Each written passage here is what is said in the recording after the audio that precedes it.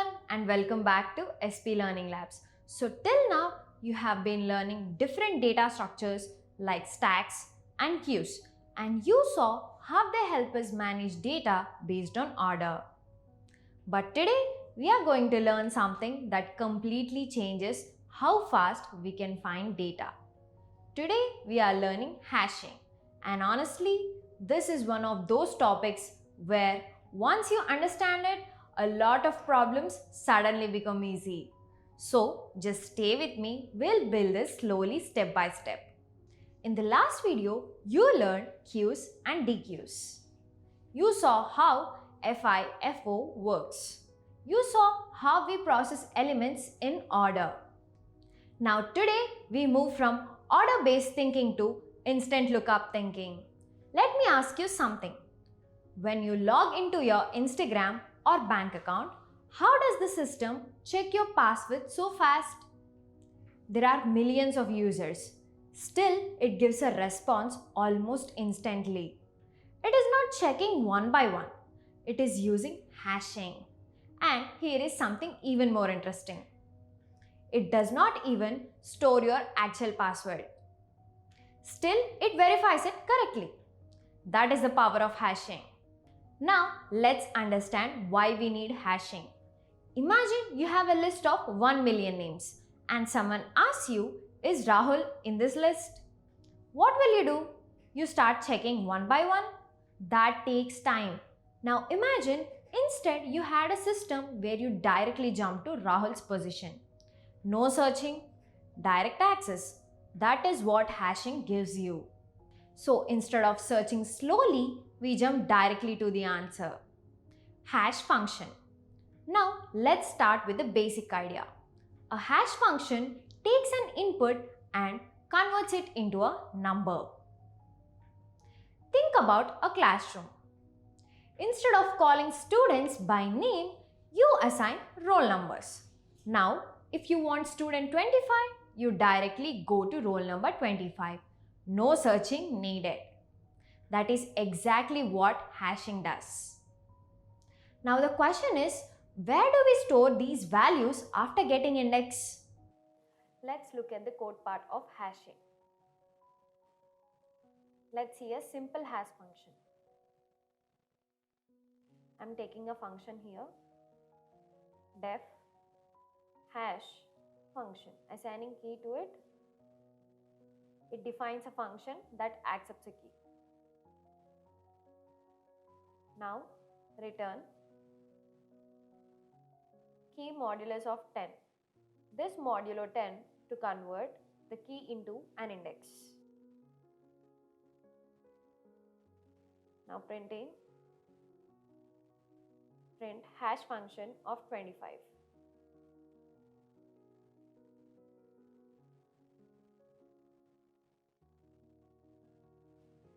Now let's save it and run it.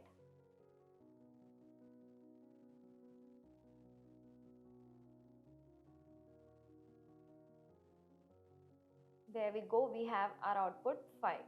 25 modulus of 10, we have 5. Hash table. Now we use something called a hash table. This is where values are stored using hash function. For example, think of lockers in a gym. Each locker has a number. You don't search all the lockers. You directly go to your locker number. Now here comes a very important question.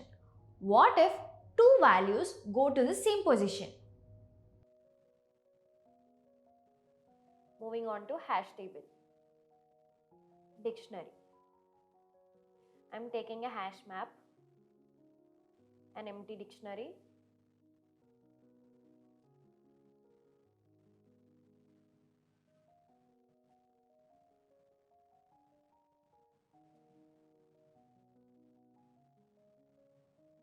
This creates an empty dictionary. Now hash map apple equals to 10.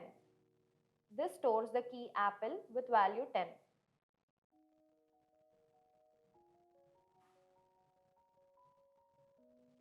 Taking hash map of banana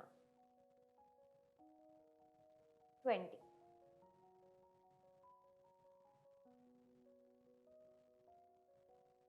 This stores the key value banana with value 20. Let's print hash map of apple.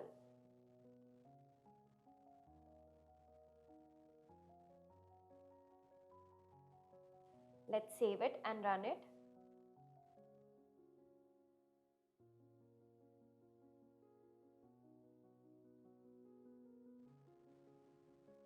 We have our output 10. It directly revives the value of apple. So the output is 10. Collision. Collision happens when two keys get same index. For example, imagine two students get same roll number by mistake. Now both want same locker. That creates conflicts. Now another way to handle this is without using extra lists. Moving on to collision. Separate chaining.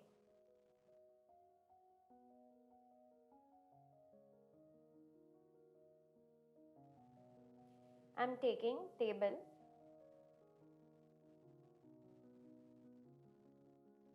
for in range of 5.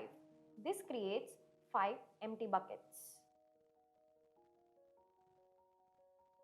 Taking a function def insert key. This is the function to insert a key.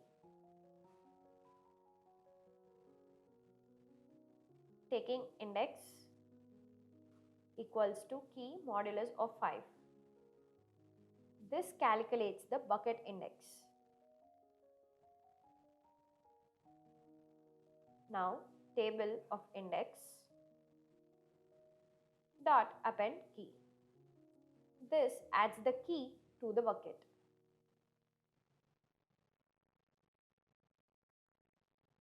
Let's insert 10.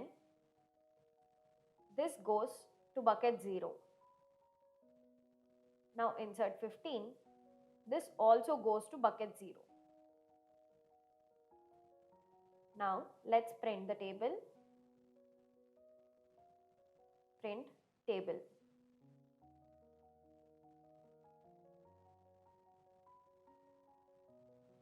Let's save it and run it.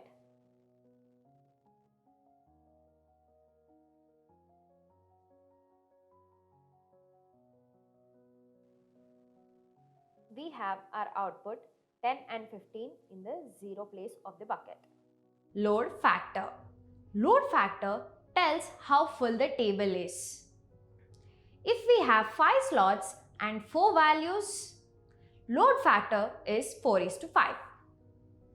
If table becomes too full, collisions increase, so performance becomes low. That is why we don't let table fill completely.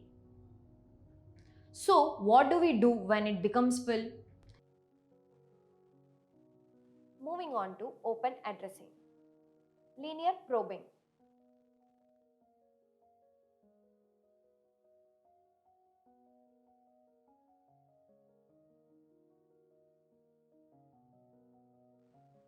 Let's take a table none into 5. This creates a table with 5 empty slots. Writing a function def insert key. This is the function to insert a key. Index equals to key modulus of 5. This calculates the starting index.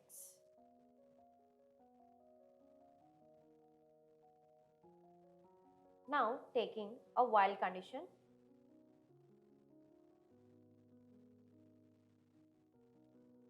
While table of index is not none.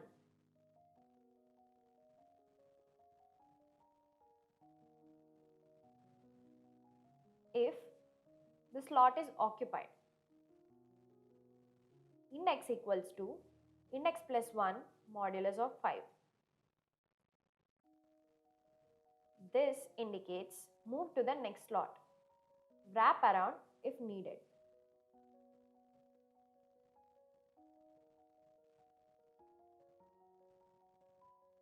Now taking table of index equals to key. This stores the key in the empty slot. Let's insert 10. and insert 15. If needed, it moves to the next free slot. Let's print the table. This will display the final table. Let's save it and run it.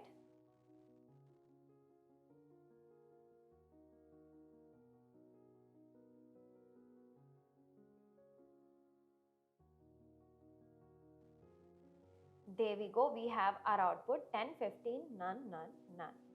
The other three are none and the inserted values has come into the indexes of 0 and 1. Resizing. When load factor is high, we increase size.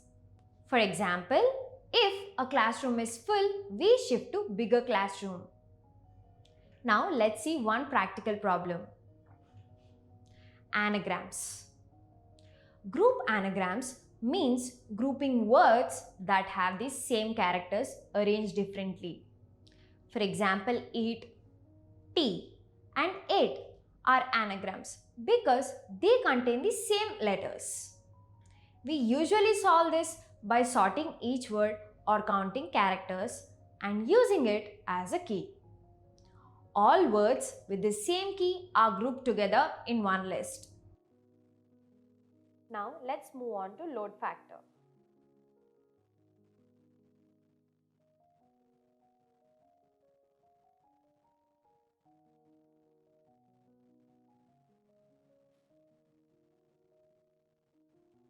From collections, let's import default dict.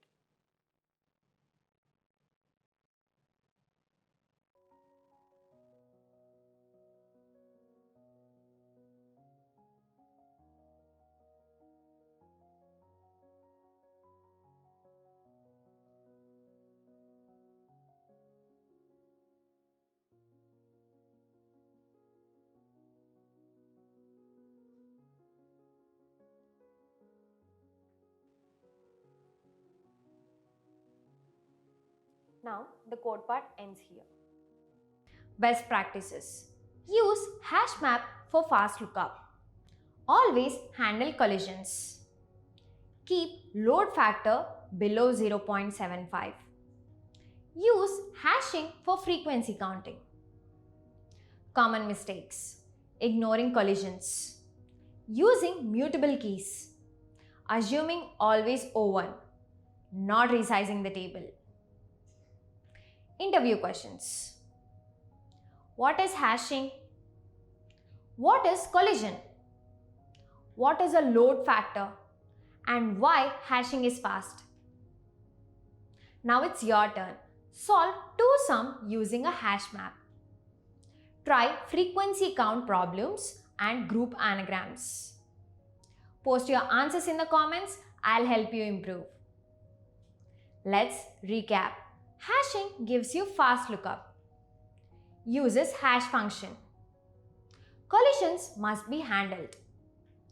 Performance depends on load factor. In the next video, we will learn two pointers and sliding window.